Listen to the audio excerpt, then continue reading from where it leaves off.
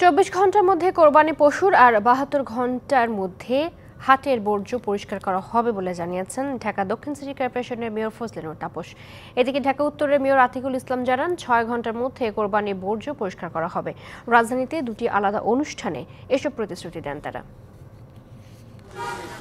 বুধবার সকালে জাতীয় ঈদগাহ মাঠ পরিদর্শন করেন ঢাকা দক্ষিণ সিটি কর্পোরেশনের মেয়র শেখ ফজলে নূর তাপস।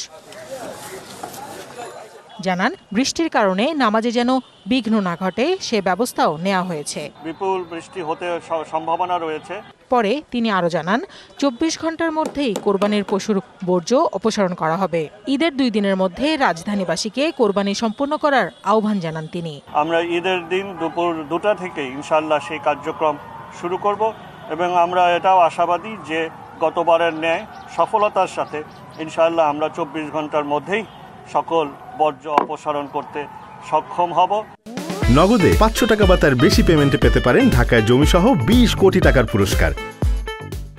এদিকে গাবতলীতে প্রস্তাবিত ডিএনসিসি কাঁচা বাজারে কোরবানির বর্জ্য ব্যবস্থাপনা নিয়ে মত বিনিময় সভায় যোগ দিয়ে ঢাকা উত্তর সিটি কর্পোরেশনের মেয়র আতিকুল ইসলাম বলেন 6 ঘন্টার মধ্যেই বর্জ্য অপসারিত হবে।